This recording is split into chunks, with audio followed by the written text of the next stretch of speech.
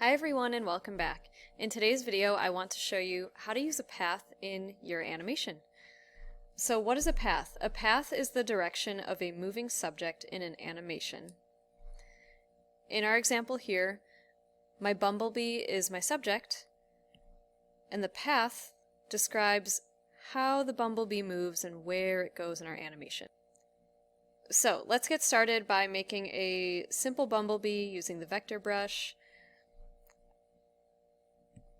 I started making one here. I used just an oval for the bumblebee's body, and I'll add some wings.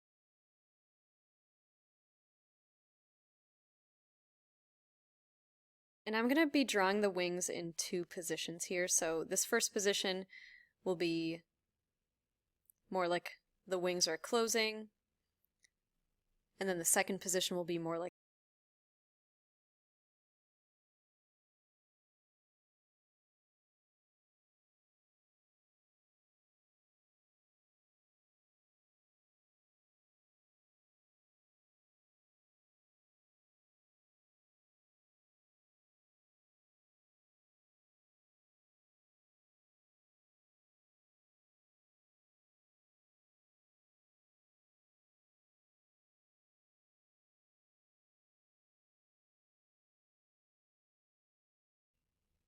okay, so I have the first position of my bee made, and then I'm going to duplicate the frame and simply change the position of. So position 2,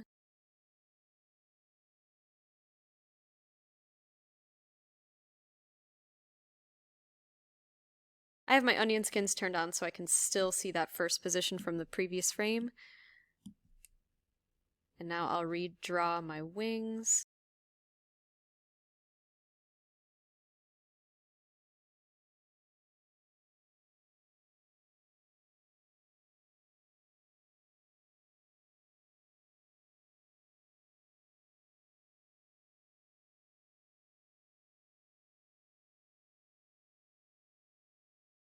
So now I have this effect that the wings are flapping.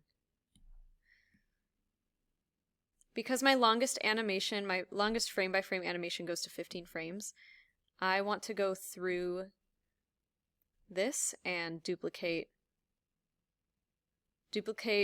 both these frames until it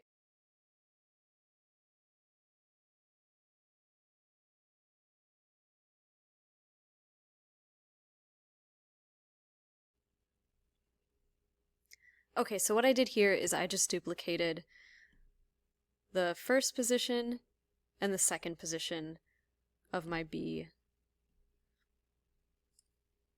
So now I'll zoom out, and I want to make it look like he's flying across my flowers. So I select path, and then I draw a line for how I want him to move. And now it looks like he's flying across my field of flowers here. In your layer properties, this is where you get to experiment with adding multiples. So maybe we want a ton of bees. Or scattering. So we have multiples, scatter. Here's where you can explore your speed options. There's original speed, uniform speed, ease in and ease out means the subject that's moving along the line will start slow, speed up a little bit, and then end slow. Frames? How many frames do you want this animation to play for? This is where you get to experiment. This is the duration of how long this path is going to last. How long we'll see it. Align to path. Again, this is a perfect example of when the iPad is doing something we don't really want it to do, so it is important to know the frame by frame to help you problem solve something like this. And then randomize. I think randomize works best with the align to path turned off, personally. But again, it just depends on what you're making. So there's a lot of great uses for a path and for the scatter and the adding multiples. There's a lot of great uses for this. Let's see it all together.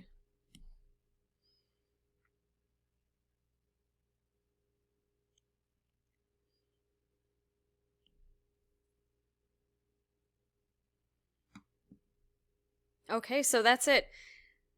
I want you to experiment with using a path for at least one thing in your animation.